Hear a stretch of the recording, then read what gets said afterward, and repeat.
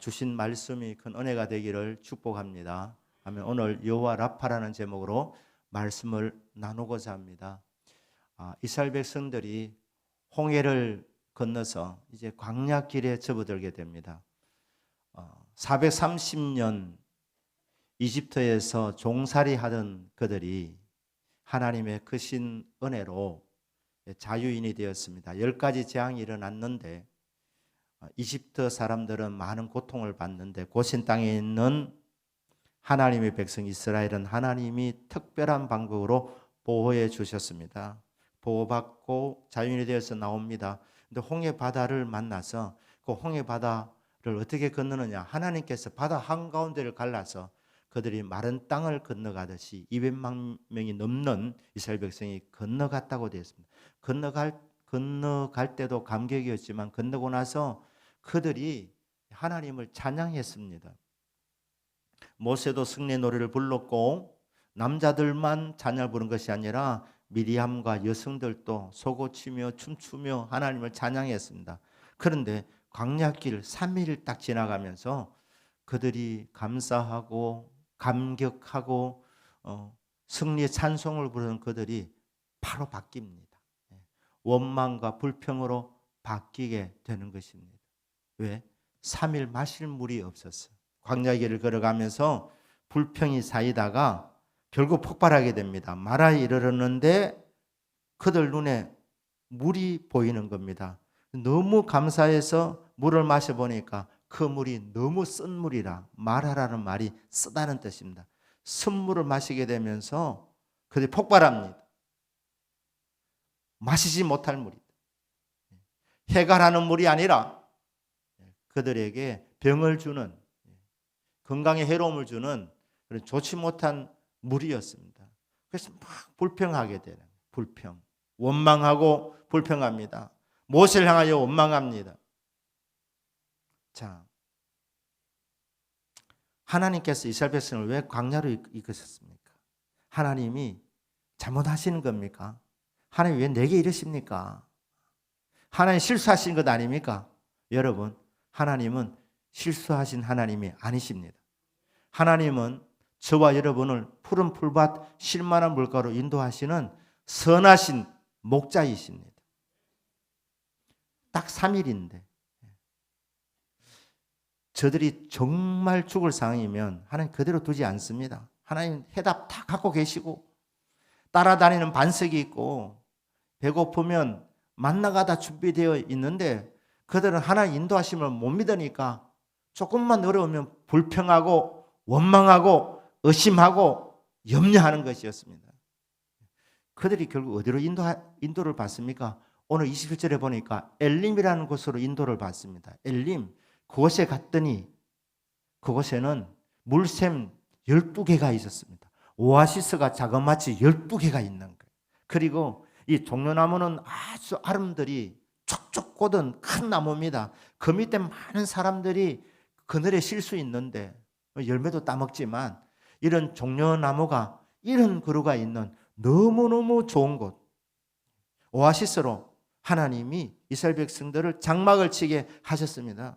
그들이 조금만 인내했더라면, 어리석게 원망하지 아니하고 어리석게 불평하지 아니하고, 하나님 다 아신다.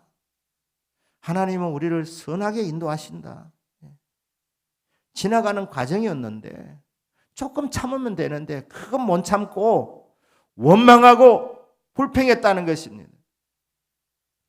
미국에서 저기 뭡니까? 동부에 살던 사람들이 황금을 찾아서 서부로 갈 때 재산을 다 정리하고 이 서부로 갑니다. 그래서 그들이 볼 때 이제 금맥이 있다 싶은 곳을 사서 이제 파들어 갑니다. 그런데 파다가 안 나오니까 실망하고 삽을 거기, 곡괭이를 거기 두고 떠났는데 그 다음 인수자가 와서 조금 팠더니 금맥이 나오더라. 그 사실을 알았더라면 그 처음에 땅을 샀다가 포기한 사람이 얼마나 땅을 치며 후회하겠습니까? 조금만 더 인내하면 되는데, 조금만 참으면 되는데 그건 못 참고 여기는 금맥이 아닌갑다 하고 가버리고 나니까 거의 다 파는 수고를 다 했는데 그 다음 사람이 와서 쉽게 금맥을 차지하게 되는 것.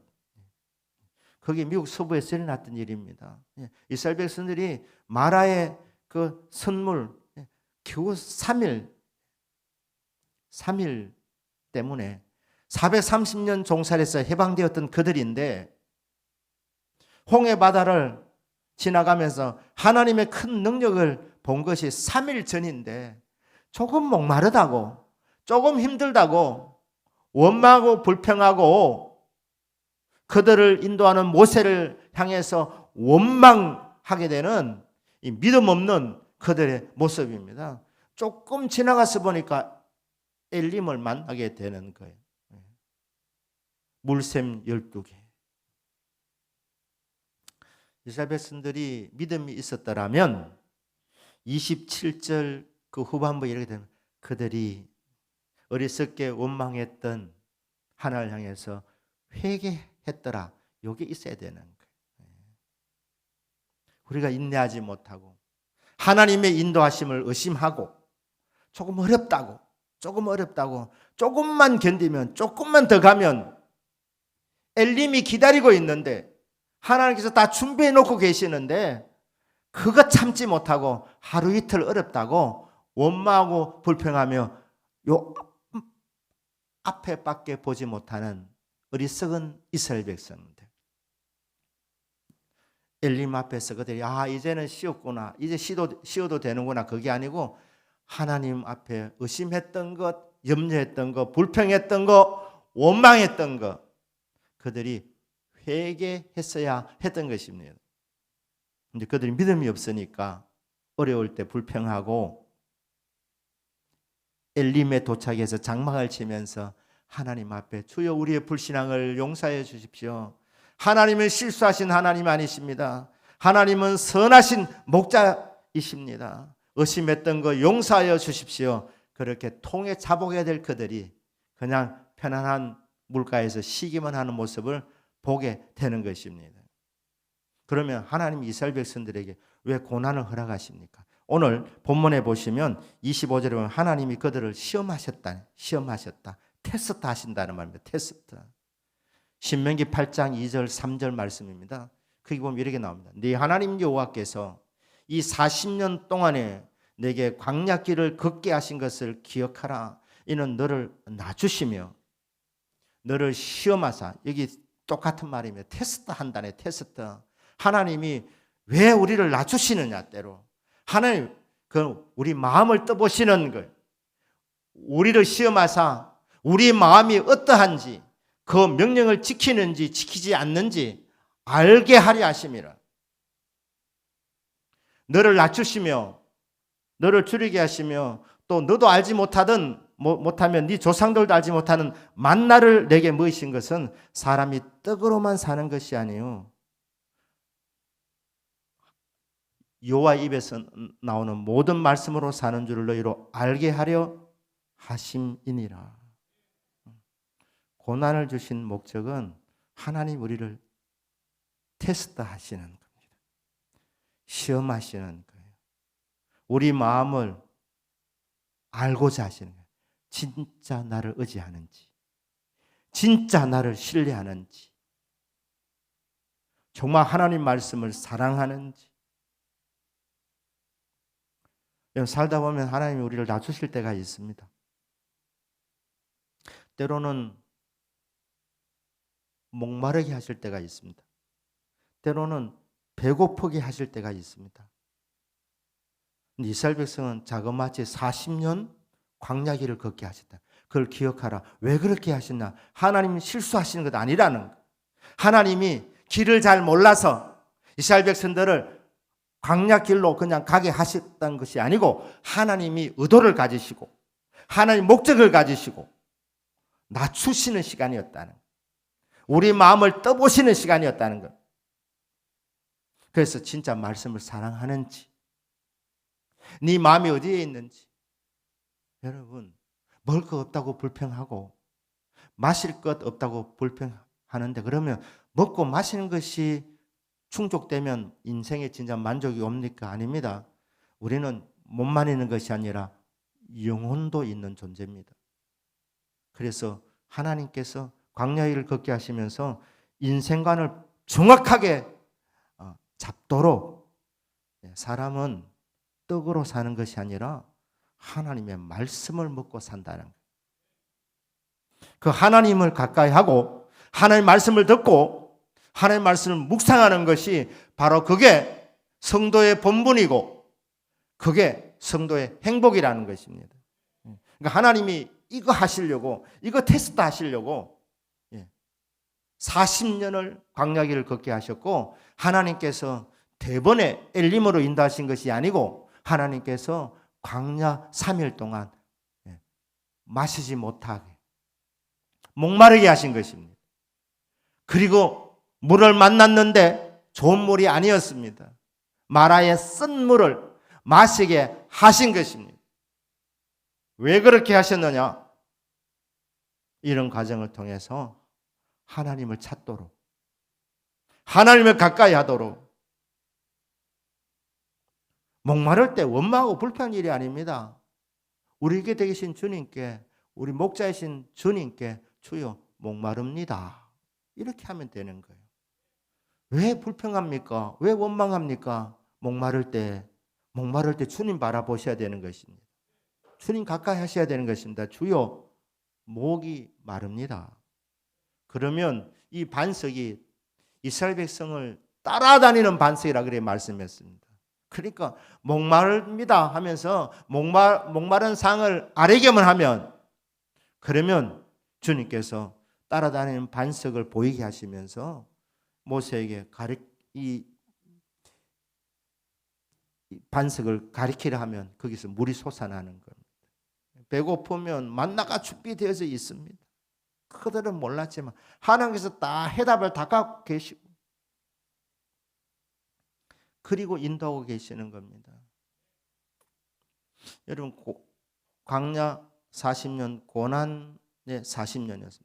고자가 쓸 고자입니다. 괴로울 고자입니다. 란자가 어지러울 란자입니다. 하나님께서 때로는 우리 인생길에 선맛을 보게도 하십니다. 선물을 마시게도 하십니다. 단물만 마시게만 하지 않습니다. 단맛만 보게 하지 않습니다. 광야길을 걷게 하시는 거예요. 쓴맛을 보게 하실 때가 있습니다. 고난을 겪게 하실 때가 있습니다. 그때 저와 여러분이 하나님 앞에서 던져야 될 질문, 주님, 제가 주님 곁에 있습니까? 제가 주님 가까이 있습니까? 내가 주님을 사랑합니까? 주님 찾고 있습니까? 제가 주님 바라보고 있습니까? 그게 멀어진 것 같으면 주여 회개합니다. 하나님께서 고난을 주시는 목적은 이런 상황 속에서 하나님과 나 사이의 관계가 어떤 상태인지 점검하고 하나님과 가까이 하는 주님과 교제하는 시간을 주시도록 하나님 찾도록 허락하시는 시련이구나. 그렇게 생각하면 틀림이 없는 것입니다. 하나님께서 40년 동안 이스라엘 백성들에게 계속해서 광야길을 걷게 하시면서 그들의 마음을 시험해 보셨다. 너희들의 마음이 어디 있느냐는 내가 너희들에게 규례와 법도를 주었는데 그 말씀을 지키는지 안 지키는지 나 정말 궁금하다. 너 삶 속에서 말씀대로 사는 모습을 진짜 보고 싶다. 그거 정말 테스트하고 싶다. 이거 합격되면 하나님 약속의 땅으로 들어가게 하시는 겁니다. 믿으십니까?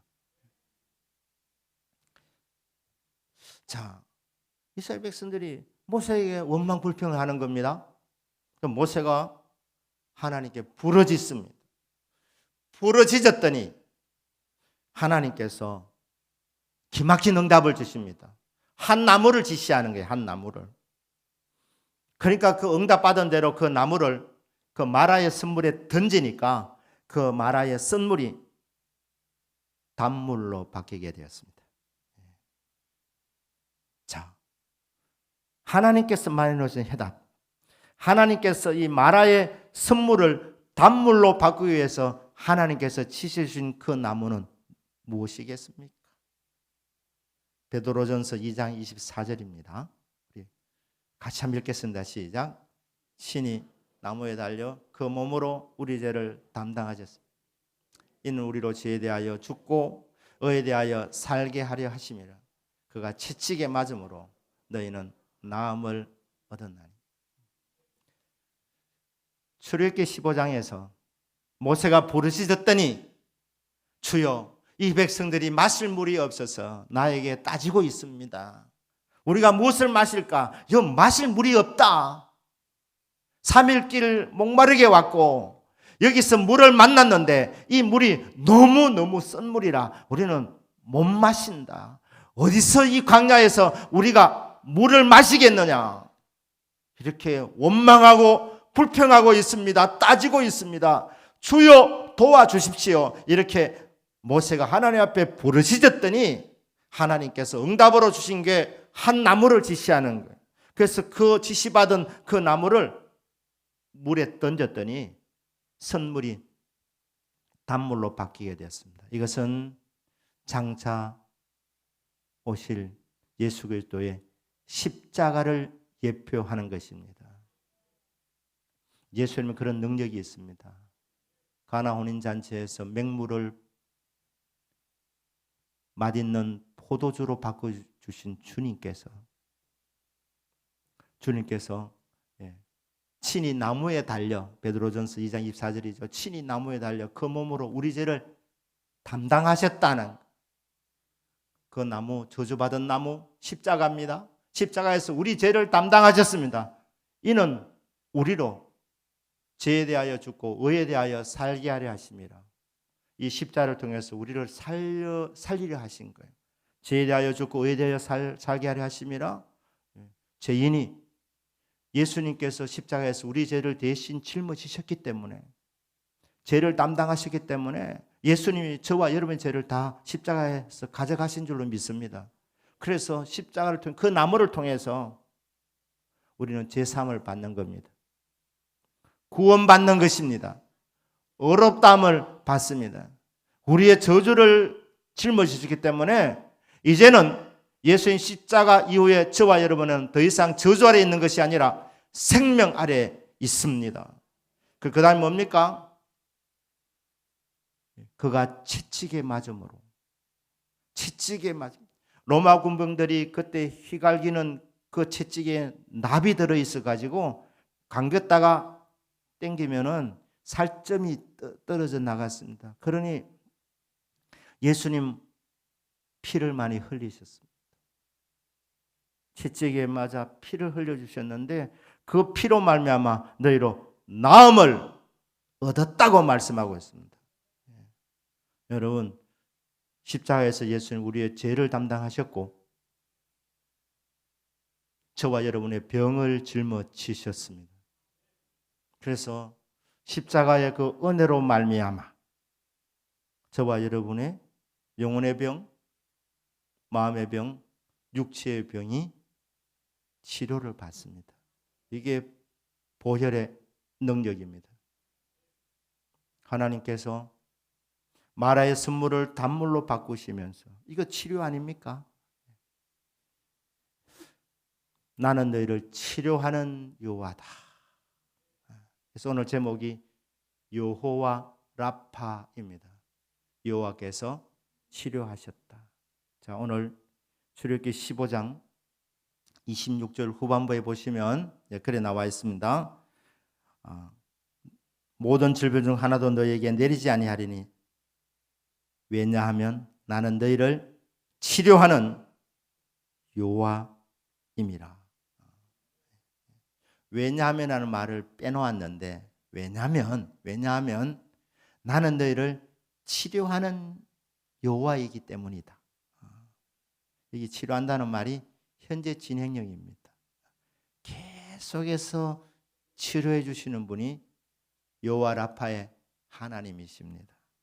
우리가 살다 보면 때로는 감기 들고 때로는 더위 타고 때로는 넘어져서 다치기도 하고 때로는 심한 병이 들리기도 합니다. 우리 예수님께서 저와 여러분을 선하게 인도하시는 선한 목자이신데 우리에게 단물을 주시기 위해서 십자가의 그 고난의 선잔을 맛보신 주님. 그래서 우리에게 구원의 기쁨, 제3의 기쁨, 생명의 기쁨을 주시는 예수 그리스도는 우리의 치료자이십니다. 우리를 회복시키시는 분이십니다. 그러면 우리를 끊임없이 치료해 주시는 분이십니다.